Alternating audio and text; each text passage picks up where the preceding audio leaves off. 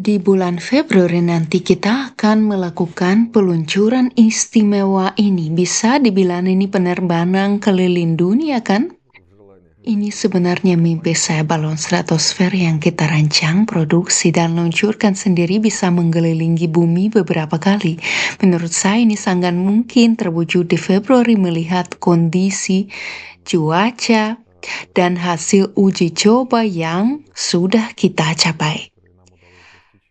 Sekarang mari kita bicarakan langkah selanjutnya. Kita sudah mengembangkan teknik penggelasan, meluncurkan balon, lalu rencana keliling dunia. Apa selanjutnya? Kemana arah kita? Di bulan Agustus lalu kita memang sudah membahas bahwa kapal udara stratosfer itu mungkin dibuat dan kita sedang menuju ke sana. Tapi kapal udara stratosfer itu proyek kompleks yang butuh waktu panjang. Kita harus melangkah pelan-pelan. Salah satu caranya dengan menambah volume. Ada batas teoritis minimum untuk membuat kapal udara stratosfer. Pembuatan balon dengan volume seperti itu adalah salah satu jalur pengembangan utama. Ini jadi tugas utama kita sekarang. Saat ini balon kita bervolume 2000 meter kubik. Teknologi yang kita kuasai beberapa bulan terakhir memungkinkan kita membuat balon bervolume ribuan meter kubik. Ini sudah bisa dilakukan dan target terdekat kita adalah 10.000 meter kubik. Balon 2.000 meter kubik bisa mengangkat sekitar 20 kg muatan, sedangkan balon 10.000 meter kubik bisa mengangkat 100 kg, setara dengan berat menara BTS yang bisa berkomunikasi langsung dengan ponsel pengguna. Tahap berikutnya adalah balon dengan kapasitas 250 kg, lalu kita menuju kapasitas 1 ton yang butuh volume sekitar 100.000 meter kubik. Di titik inilah kami perkirakan bisa mulai menambahkan sistem penggerak. Artinya, daya angkut sudah cukup untuk memasang sistem penggerak, sumber energi yang memadai, panel surya, dan menjalankan siklus energi di stratosfer, yaitu mulai bergerak di sana, yaitu di stratosfer. Nah, 100 meter kubik memang terdengar serius. 10.000 meter kubik juga kedengaran besar, bahkan yang 2.000 yang kita buat sekarang sudah cukup besar. Berapa lama kita akan mengembangkan yang 10.000? Targetnya selesai tahun ini.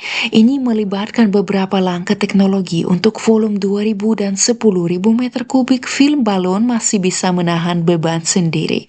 Tapi untuk volume lebih besar kita butuh pita penguat di sambungan untuk menyalurkan beban kemuatan dan balon pemberat. Ini berarti kita butuh film yang berbeda, film dengan lapisan penguat misalnya dari poliamida. Tentu saja juga butuh berbagai sistem pendukung katup yang bisa mengeluarkan gas dari berbagai bagian balon sesuai algoritma tertentu. Kita juga butuh sistem untuk mengubah ketinggian terbang. Sekarang kita mengisi gas ke balon pemberat di darat dan menghitung ketinggian terbang. Tapi untuk mengendalikan balon, kita perlu bisa berpindah antara berbagai ketinggian. Ini bisa dicapai dengan sistem pemberat, sistem yang bisa memompa dan mengeluarkan gas dari balon pemberat. Saat beralih ke volume lebih besar, kita perlu mengurangi massa spesifik balon pemberat. Karena semakin besar radius, beban per meter kain balon pemberat juga meningkat. Kita perlu mempertahankan rasio massa terhadap volume tetap sama. Ini jadi salah satu tantangan utama. Saya juga berpikir, Kapan ini akan berakhir? Pada titik tertentu kamu akan butuh 2, 3, 4 balon pemberat. Kamu tidak bisa terus memperbesar ukurannya. Benar, saya tidak bisa terus memperbesar diameternya, atau saya harus mengurangi daya apung berlebih, karena pada dasarnya saya mengimbanginya. Kalau ada 1 kilo daya apung berlebih, saya butuh balon pemberat untuk mengimbanginya. Kalau ada 200 daya apung berlebih atau menambahkan balon akselerasi agar naik lebih cepat. Ya benar, peluncuran kita di 2023 seperti itu, kita hanya punya daya apung berlebih 800 gram yang perlu diimbangi agar tidak butuh 5-6 jam mencapai ketinggian kita pasang balon peluncur, kalau tidak kita tidak akan dapat izin terbang. Balon latex biasa juga diisi helium dalam peluncuran yang kalian lihat pertama kali yang kami coba siarkan langsung. Balon latex ini menarik perangkat utama ke ketinggian yang diinginkan dengan mempercepatnya. Pada ketinggian tertentu balon ini pecah dan perangkat utama berhenti naik. Mungkin masih naik sedikit lalu mengembang penuh dan melanjutkan misinya pada ketinggian yang ditentukan. Begitulah teknologinya.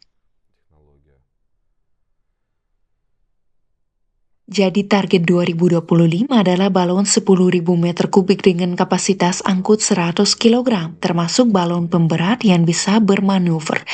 Ya, itu target kita dan ini target yang sangat ambisius.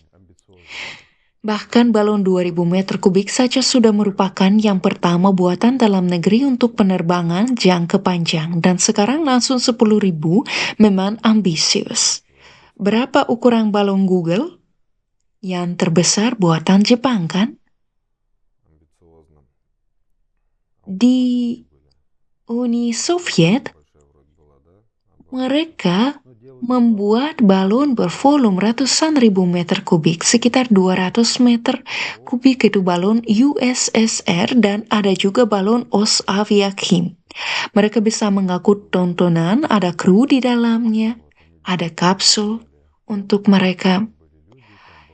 Ini sudah perangkat yang cukup serius dan banyak rekor ketinggian pada masa itu dipecahkan dengan perangkat ini. Ada juga kejadian tragis yang terkait dengan perangkat ini saat ada orang di dalam kapsul. Itu tahun 1934.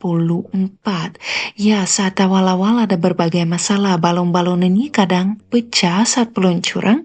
Kolom gas itu seperti kolom cairan yang menciptakan tekanan.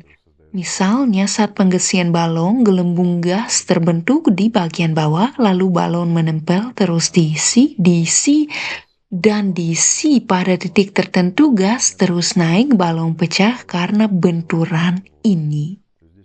Banyak sekali detail teknisnya. Saat kami menguji balon di hanggar, menggesinya dengan udara, kami bisa merasakan berbagai proses getaran dalam balon ini. Saat mencoba mengangkatkannya dengan tali pengikat, di dalamnya ada hampir 2,5 ton udara. Ini massa yang sangat besar dan getaran merambat di seluruh balon.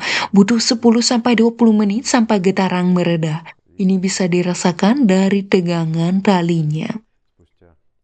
Selama peluncuran, volume perangkat berubah bentuknya, kelengkungannya berbeda di ketinggian yang berbeda, densitasnya berubah, ada aliran turbulen. Menghitung semua aerodinamika ini juga tugas yang cukup kompleks. Singkatnya, banyak detail yang muncul begitu kita membahas peluncuran seperti ini, dan semakin besar volumenya, semakin banyak detailnya. Karena dengan peningkatan volume, begitu kita beralih dari 2000 ke 10.000 meter kubik saja, kita sudah tidak bisa menahan perangkat ini dengan tangan. Kita butuh peralatan darat khusus, sistem penggulung, tali penahan. Mereka juga harus bisa menimbang. Kita tidak bisa menggunakan timbangan lantai biasa untuk perangkat ini. Kita butuh sensor tekanan untuk alat penahan, jadi banyak detail teknisnya. Dan kalau kita beralih ke volume yang lebih besar lagi, kita bahkan tidak bisa melakukan penimbangan yang akurat karena perangkat ini tidak akan muat di hanggar seperti saat uji coba kita. Perangkat ini akan berada di lapangan dan kita harus mencari kondisi angin yang benar-benar tenang, yang tidak akan ada atau mengandalkan sistem pengukuran gas tertentu di dalam balon yang harus cukup akurat untuk memenuhi kebutuhan kita, atau membuat sistem pelepasan gas dan meluncurkan dengan kelebihan. Kita masukkan beberapa puluh meter kubik gas lebih dan keluarkan pada ketinggian tertentu.